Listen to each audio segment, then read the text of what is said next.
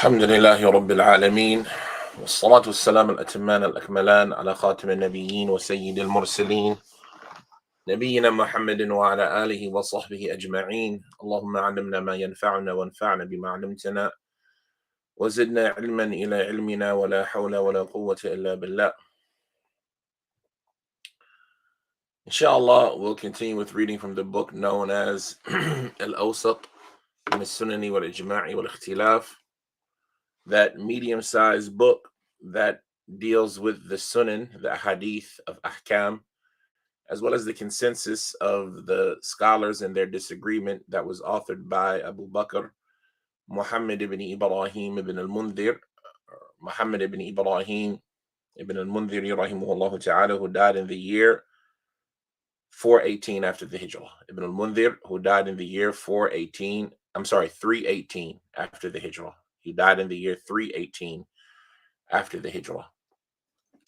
And we're in the section, Kitaab al-Miyaah, the section that deals with the different types of water, the chapter that the author entitled Dhikru al-Ma' al-Qalil, or Dhikru al-Ma' al-Qalil tukharituhu Najaasah. What has been mentioned regarding a small amount of water that is mixed with something najis.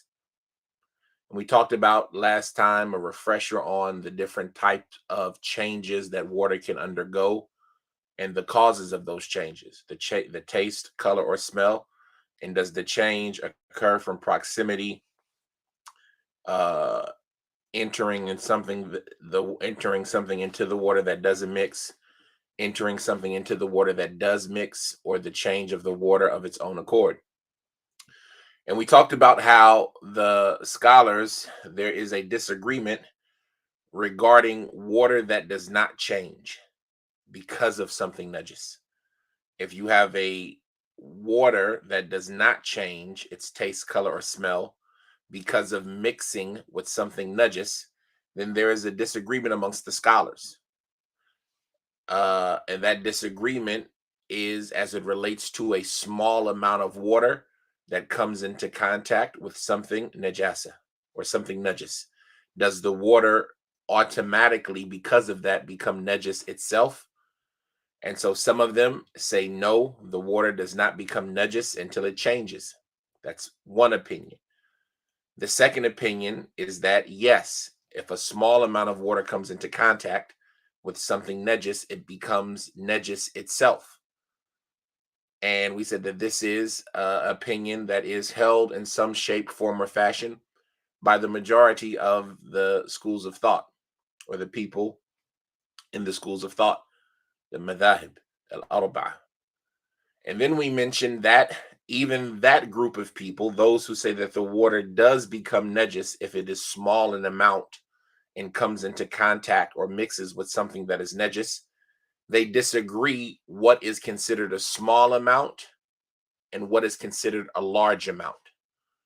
And so there are from them that say a large amount is kullatan, and there are from them those that say something different. And those that say that a large amount is kullatan, then they themselves also disagree regarding what exactly is or how much is kullatan. And so we mentioned last time 9 statements from the people of knowledge, from the Salaf, about the kamiyah, the amount of water that is equivalent to kullatan. And we said that the majority, when they talk about this issue, they usually take the statement of al-Shafi'i rahimahullah ta'ala, who says that kullatan is, every kullah is about 2.5 kirba. And a kirba is about 100 ratl, which is an Iraqi unit of measurement of weight. And so they convert the volume over to weight to make it about 500 ratl Iraqi. 500 Iraqi ratls equals kullatan. This is according to the approximations based on the statements of a Shafi'i, who had approximations based on the statement of Ibn Jurayj. We said this is the more popular opinion about how much is kullatan. And we mentioned that kullatan, volume-wise, nowadays, there are different methods to calculate how much is kullatan volume wise nowadays. And from them are those that say that it is uh 90 saw, but I think I need to double check that. مقادير الشرعية الدرهم الدينار الدرهم الرطل العراقي المد وقيل الصاع 4 أمداد وقيل والقربة 40 صاع. نعم والقلة قربتان وشيء وقيل قربتان ونصف. فالقلتان Ibn Taymiyyah, he mentions that qullatan are 93.75 saw, 93 3/4 of a saw. And some of them say other numbers, and we use a saw because that's something that we can somewhat approximate. Like some of them say that every kirba is 40 saw. So if a kulla is 2.5 kirba, then according to that statement, one kulla would be 90 saw. And so according to that statement, two kulla would be 180 saw. And so, like I say, there's a lot of discrepancies about how to approximate it. A kirba equals 40 saw equals 100 ratul Iraqi. A kulla is qurbatayni wa shay, and waqila qurbatayni wa nisf. فالقلتين 93.75 according to Sheikh al-Islam ibn Taymiyyah, which is approximately about 300 liters. And like I say, there's about 40 gallons. In any circumstance, there's too much disagreement in it for it to really matter how they pinpointed it, because there's no real definite answer. But that's what is been related regarding the statements of the people who say that a large amount of water is two qulla. We mentioned that those who say that there's a difference between a large amount and a small amount of water, there is another view, or there are other views that don't make it to qulla. And in this regard, Ibn al-Mundhir, he says, قال أبو بكر وقد روينا عن الأوائل ممن قال بالتحديد في الماء 4 أقوال سوى ما ذكرناه.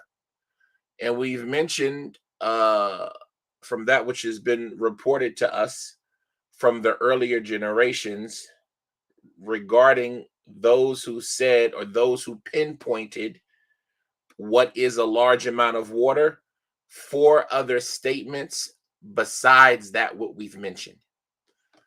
So what he's saying is there are a totality of 5 views as it relates to how much is a large amount of water. There is the view that a large amount of water is kullatan, and then this view, there is 9 different opinions about how much is kullatan. And then there are 4 other views besides a large amount of water being kullatan. And so that's what he's going to mention now. He says, أحدها عن عبد الله بن عمرو أنه قال رضي الله تعالى عنه أنه قال إذا بلغ الماء 40 قلة لا ينجسه شيء.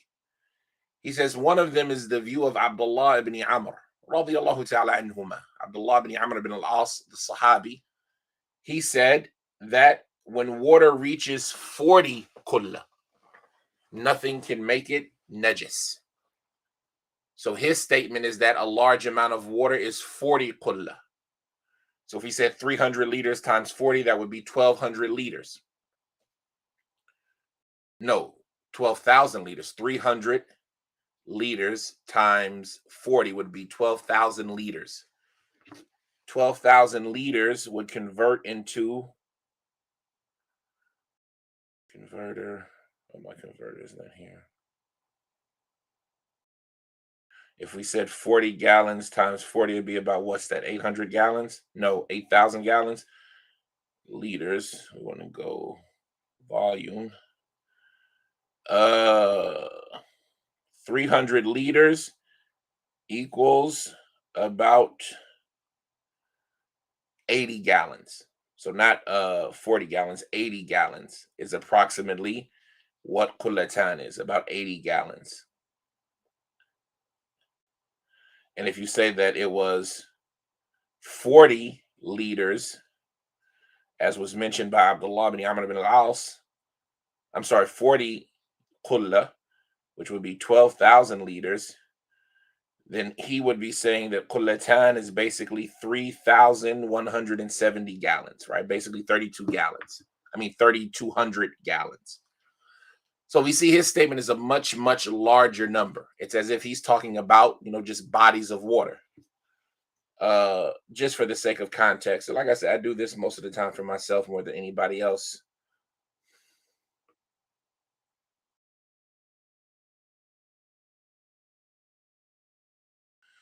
3,200 gallons. If you take like a small pond,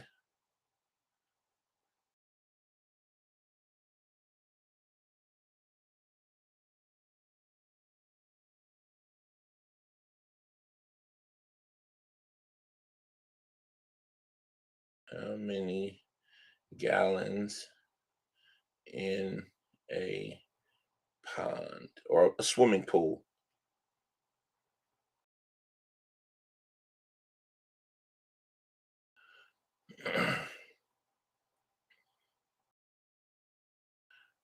A 20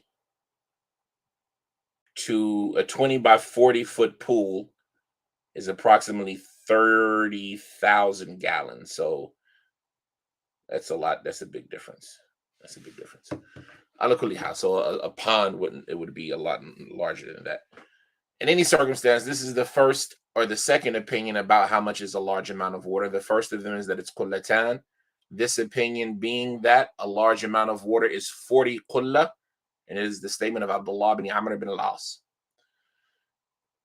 Abu Bakr, he mentions his chain that he relies on to quote Amr ibn al-As in this fact. So he says, حدثنا علي بن الحسن قال حدثنا عبد الله عن سفيان عن محمد بن المنكدر عن محمد بن المنكدر عن عبد الله بن عمرو أنه قال إذا كان الماء 40 قلة فلا ينجسه شيء وكذلك قال محمد بن المنكدر.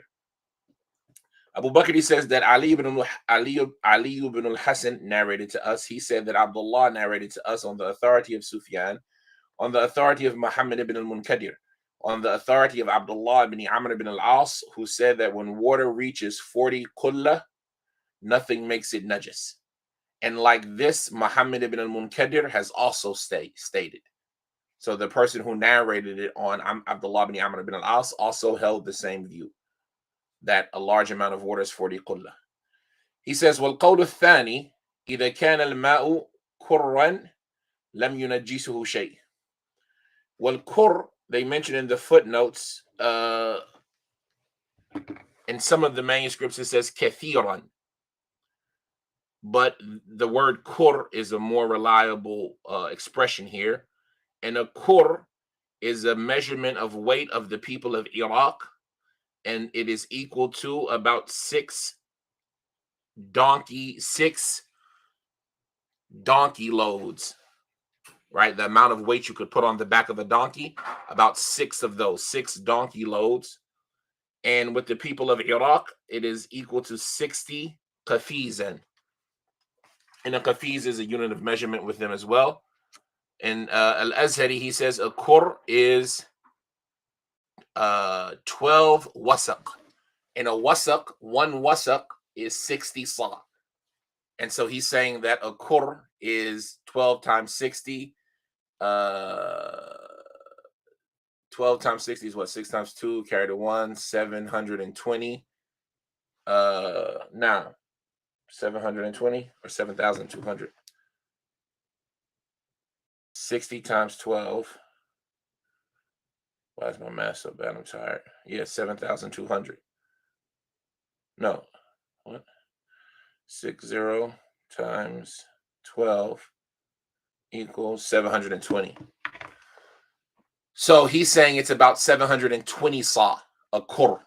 And so this is the second view that, or we can say the third view, that a large amount of water is what is equivalent to a kur. And a qur, according to al-Azhari, is about 720 sa, i.e. 12 wasaq. And every wasaq is 60 sa. As we learned in zakat, when you talk about the zakat of crops, that it's 6 al khamsati awsuq, which is 300 sa. So he's saying about 720 sa would be a large amount of water. 720 sa would be a large amount of water. He mentions who has this view. He says, والقول الثاني إذا كان الماء كرا لم ينجسه شيء وروينا ذلك عن مسروق وقال محمد بن سيرين إذا كان الماء كرا فإنه لا يحمل الخبث. He says, and we have reported this statement from the likes of Masruq, from the Tabi'een, and as well as Muhammad ibn Sirin, from the Tabi'een as well, that he said when water reaches a kur, then it doesn't carry any filth. It doesn't carry the effects of any filth. So these are some of the Tabi'een and some of their views about what is a large amount of water. One thing to consider as we're going over these statements about what is a large amount of water and some of the narrations that the author is bringing regarding this is that, are they stating these statements? Are they giving these statements as a limit to what is a large amount of water, or as an example? Remember, when you approach the text and you're trying to, determine what is being meant by something, you have to kind of look at it from all angles. Are they saying this statement as a limit, i.e., the smallest amount of a large amount of water is a qur, or are they saying it as an example? When water is a qur, when you have a tub of water, that's a lot. That's a lot of water. A swimming pool of water is a lot of water. Or are they saying no? The minimal amount of a large amount of water is a swimming pool, right? And for me, I kind of lean to that these statements are more so examples than they are them stating limits. But it could be taken either way. And either way, they said this statement. And so Masruq and Muhammad ibn Sirin, they have a statement, which is now the third statement in what is a large amount of water. And their statement is that a large amount of water is a qur, which is equivalent to about 12 awsaq, which is equivalent to about 720 sa. Now,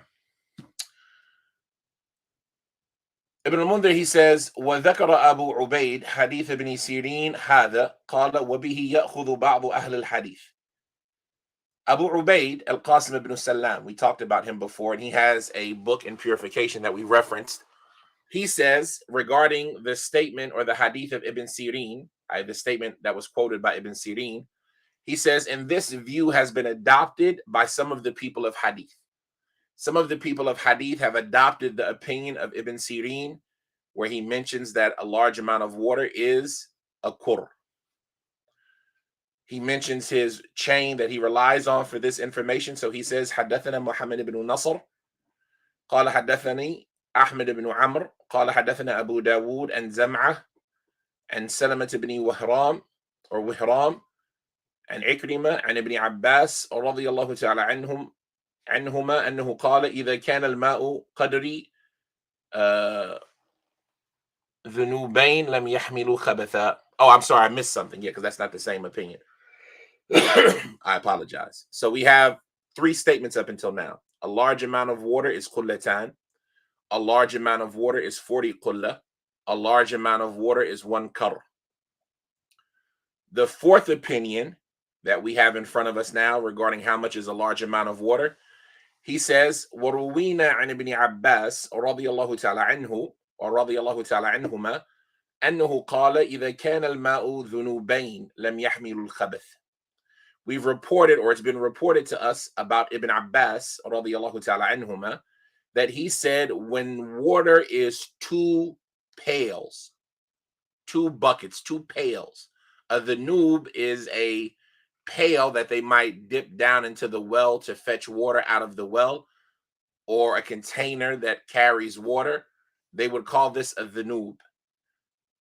And so Ibn Abbas is saying when water is 2 buckets, 2 pails, 2 pitchers of water, then it doesn't carry any filth. So this is a fourth opinion. His chain for this information, he says that Muhammad ibn Nasr narrated to us. He said that Ahmed ibn Amr narrated to me, who said that Abu Dawood narrated to us on the authority of Zum'ah, on the authority of Salamat ibn Wahram, on the authority of Ikrimah, on the authority, and it's Zam'ah, not Zum'ah, on the authority of Zam'ah, on the authority of Salamat ibn Wahram, on the authority of Ibn Abbas, radiyallahu ta'ala anhuma, who said, when water is the amount of 2 pails, 2 pitchers, 2 pails, 2 buckets, then it doesn't carry any filth. So this is opinion number 4. Abu Bakr, he says, وَقَالَ إِكْرِمَ ذُنُوبًا أَوْ ذُنُوبَيْنِ. He says that Ikrimah, he said, i.e. with a statement of doubt and uncertainty, 1 pail or 2 pails, right? 1 or 2 pails. That is how much is a large amount of water. Abu Bakr, he says, وَقَدْ رُوِيَ عن أبي هريرة رضي الله تعالى عنه قول رابع وهو أن الماء إذا كان 40 دلوا لم ينجسه شيء. And a dil is probably a better way, a dilu is probably a better way to translate as a pail. A dhanub would probably be a pitcher. Like in the hadith of the Arabi who urinated in the Prophet's masjid, the Prophet sallallahu alaihi wasallam, pour on it a pitcher of water. While a dilu is a pail that they would dip down into the well to take their water out. And so these are all terms that are unprecise. But Abu Bakr, he's saying here that, and it's been reported on the authority of Abi Hurairah, that he said a 4th opinion, a 4th besides kullatan, which would be a totality of the 5th opinion. He says that when water reaches 40 pails, then it doesn't carry any filth. So we have 5 different statements about what is a large amount of water. Kullatan, 40 kulla, a qurr, 2 pitchers, or maybe 1, and then 40 pails. As far as the evidence of the view of Abi Hurairah, he says, حدثنا محمد بن نصر, محمد بن نصر المروزي. He says, حدثنا أبو الوليد قال حدثنا الوليد قال حدثني ابن لهيعة عن يزيد بن أبي حبيب عن عمرو عن أبي هريرة رضي الله تعالى عنه أنه قال إذا كان الماء 40 دلوا لم ينجسه شيء. He says that Muhammad ibn Nasr narrated to us. He said that Abu al-Walid narrated to us. He said that al-Walid narrated to us. He said that Ibn Lahi'a narrated to me on the authority of Yazid ibn Abi Habib, on the authority of Amr, on the authority of Abi Hurairah radiyallahu ta'ala anhu, who said that when water is 40 pails, nothing makes it impure. So these are all of the statements that Ibn al-Mundhir, who died in 318, compiled from the Salaf, quoting how much is a large amount of water. And what we notice about all of this is the vast amount of discrepancies. And so this is something that kind of lends credence to the view of those who say that there is no difference between a large and a small amount of water. Anything that important, the religion wouldn't have left it open to such ambiguity and disagreement. And therefore, there is no difference between a large and a small amount of water.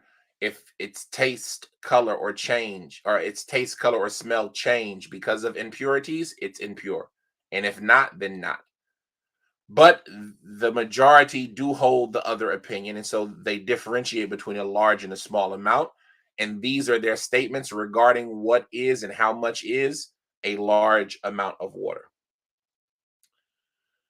Abu Bakr ibn Mundhir, he goes on to say, he says, وَقَالَتْ فِرْقَةٌ خِلَافُ كُلَّ مَا ذَكَرْنَاهُ فقالت في الماء الراكد إذا كان في الموضع إذا حرك منه جانب اضطرب الماء وخلص اضطرابه إلى جانب الآخر فما وقع فيه من نجاسة نجس لوقوعها فيه وإن لم تتبين النجاسة فيه وإن كان الماء في غدير واسع أو مصنعة واسعة عظيمة إذا حرك طرفه أو طرفه لم يتحرك الطرف الآخر ولم يخلص بعض الماء إلى بعض لم ينجسه ما وقع فيه من النجاسات إلا أن يتغير طعمه أو لونه أو ريحه.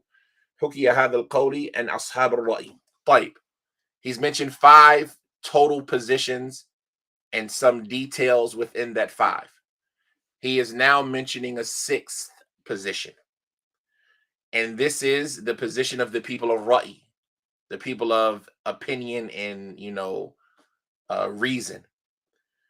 He says, and a group of people have said something contrary to all of that which we have mentioned. There's another group of people that they're not going to rely on what was narrated in this topic to determine what is a large and a small amount. They contradict or they oppose everything that was transmitted. He says, in this group, they say, as it relates to still water. And still water or stagnant water is any water that doesn't have an undercurrent, that doesn't move of its own accord. It just sits there. So like oceans, seas, rivers, they have their own current, as opposed to other bodies of water that are smaller maybe. I'm not sure about lakes, but I think lakes have an undercurrent as well. But like pools and ponds and things like this, they don't move of their own. If you throw a rock in them or you stir them, they'll stir up. But if not, the water sits stagnant. And so some of the scholars, they differentiate in this matter as well between flowing water, water that moves of its own accord, and stagnant water. Al-Ma'u Rakid. Ma'un Jari, flowing water, and Ma'un Rakid, stagnant water. And so this group that he's mentioning that oppose all of the things that have been mentioned up until now, they say that the matter is based upon if it is stagnant water that is contained in one area. And that water, if it is moved, if you cause some disturbance in that water, and it is the other side or the other edge of that body of water is affected by the disturbance. He's saying that as it relates to stagnant water that is located in still in one place, if the water is moved, will that motion or will that will that moving of the water create a disturbance on the water's other edge? So for example, if you have a pool and you splash in one end of the pool, do the ripples of the water reach the other end? If the ripples of the water reach the other end and that disturbance makes it to the other side, if Najaasah falls into a body of water that is this size or smaller, then the water becomes najis due to the falling of Najaasah into it. And basically, as you can understand, what they're saying is that the fact that when you create a splash or a ripple on one side of the water, if it reaches all the way to the other side, then it means that this body of water is one body that is small enough to be affected by what happens on one side, not the other. And so this is the logic that they use behind it. If the ripples that are caused on one side of the body, if you drop a rock into the water, will the ripples reach to the other edge of the body of water? If so, then anything that is najis that contaminates this body of water, that body of water becomes najis as well. He says, even if the najasa is not visible in it. So even if the water's taste, color, or smell doesn't change, that water is still najis just due to the simple fact that najasa has fallen into it. He says, but they say that if the water was in a pool that is big, or a ghadir, how would you translate a ghadir? a basin, a tub.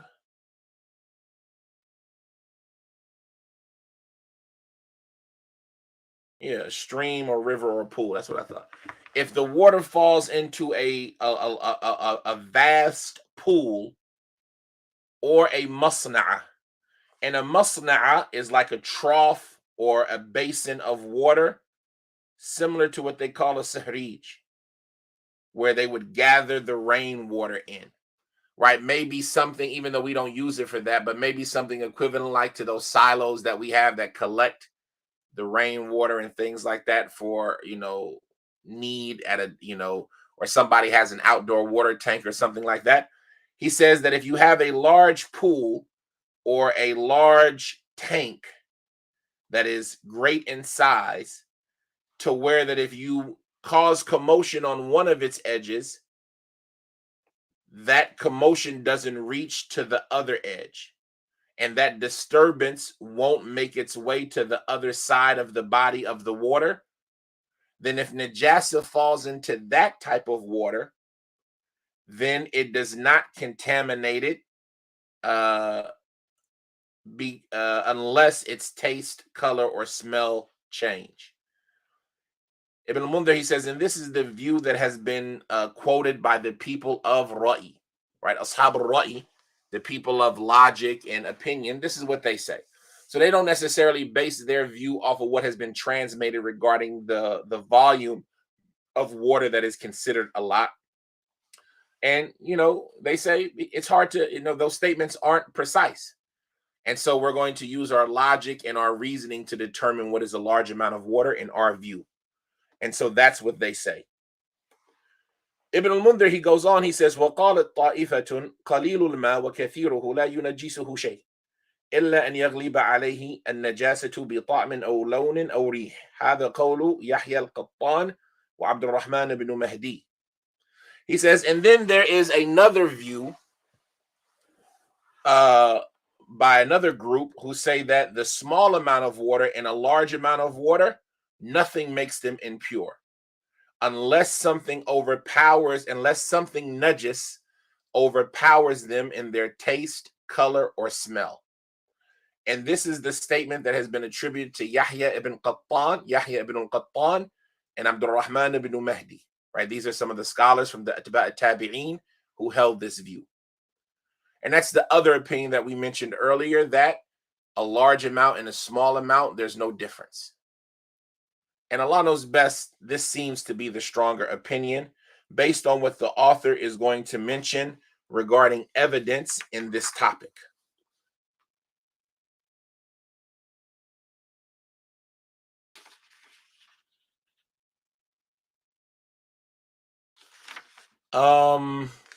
We'll take a couple of more statements before we get to the mentioning of the evidences. So he mentioned Yahya ibn Sa'id al-Qattan, and he mentioned Abdul Rahman ibn Mahdi. He says, وَقَدْ رُوِينَ أَخْبَارًا عَنَ الْأَوَائِلِ تَدُلُّ عَلَى أَنَّ الْمَاءَ لَا يُنَجِّسُهُ شَيْءٍ. روينا عن ابن عباس أنه قال الماء لا ينجسه لا ينجس الماء لا ينجس. وروينا ذلك عن ابن المسيب والحسن وعكرمة والسعيد بن جبير وعطاء وعبد الرحمن بن أبي ليلى وجابر بن زيد.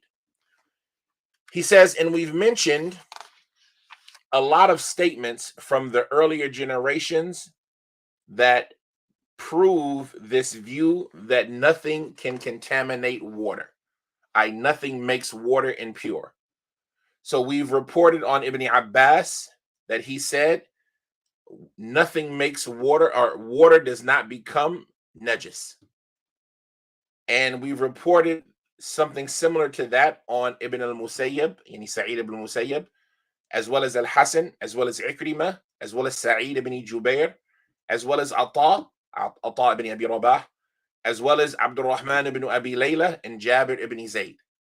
So there's a lot of people from the Salaf that held this view. He says, وَرُوِينَا عَنْ حُذَيْفَ أَنَّهُ قَالَ الْمَاء لَا يَنْجُبْ.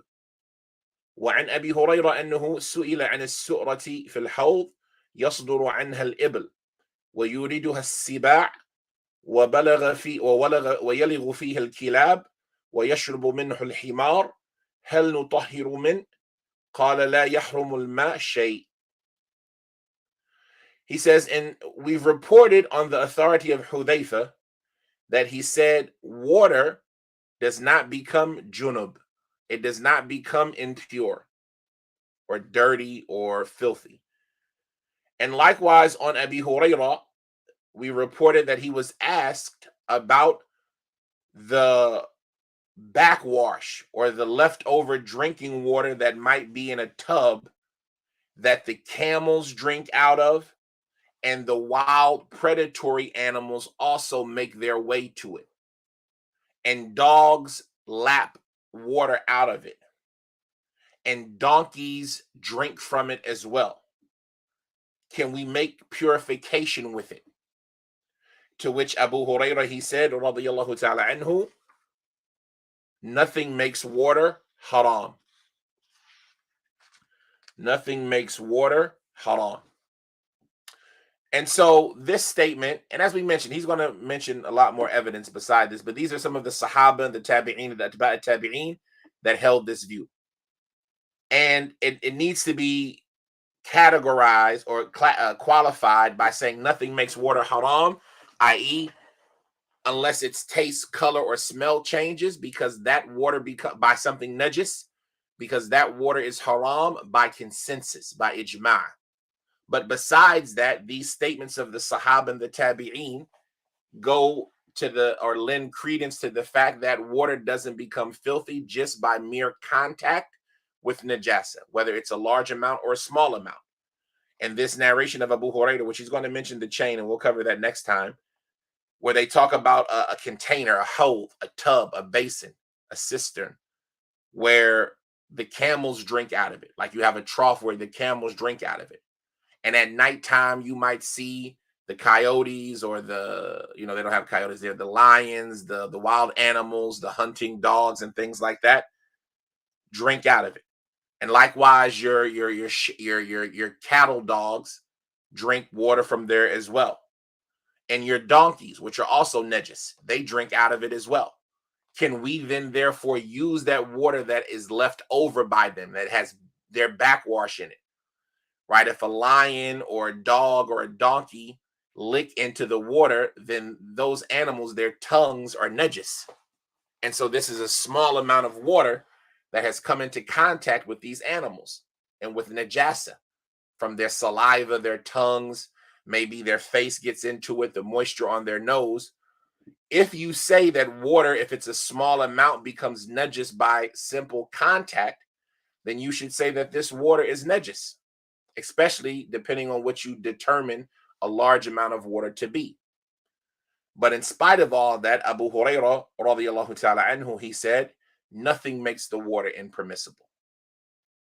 I.e., no matter what happens to the water, no matter what's in the water, as long as its color, taste, or smell hasn't changed because of something najis, then that water is still permissible to make a purification from. And so we'll talk about the chains or the statements that Abu Bakr ibn al-Mundhir just made based on his chains to that. And we'll talk about the evidences that both sides use to support their claims in the next lesson. And hopefully, we have a ways to go. We might finish it in the next lesson, this chapter, or maybe it might take 2 more lessons in totality to finish. But either way, that's what's in front of us. We'll stop at this amount. هذا وصلى الله وسلم وبارك على عبده ورسوله نبينا محمد وعلى آله وصحبه وسلم. وعليكم السلام ورحمة الله وبركاته. What time did you start? Seems today is later than usual. Yes, today is later. I had some affairs. I don't have a system or a schedule. As I mentioned before, this is more for my benefit and just to have it done. I don't look to attempt to have things live as long as the information is there. So sometimes I go earlier or later, but usually around 11 o'clock my time. And that's just because work and things like that. I don't get off till late.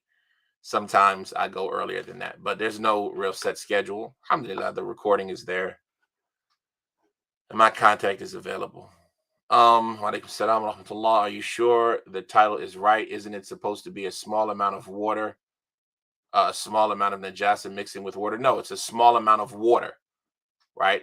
Like we talked about, a small amount of water that mixes with something najis. So does that automatically contaminate the water, or does the water remain pure until it is changed by that najasa? So if you have a cup, right, a drinking cup of water, which is a small amount, and a drop of urine gets into it, is that water now automatically najis to where you can't use it at all anymore and you have to pour it out? Or is that water still technically clean and purifying to where you, if need be, would have to make wudu with it? Or if you cooked with it or something like that. So a small amount of water mixing with something najis. A small amount of water mixing with something najis is the correct title. Yes. Walaikum salam wa rahmatullah. No one. Nasallallahu al-afiyah. Did you read all the books behind you? No. طيب سبحانك اللهم وبحمدك أشهد أن لا إله إلا أنت أستغفرك وأتوب إليك. السلام عليكم ورحمة الله وبركاته.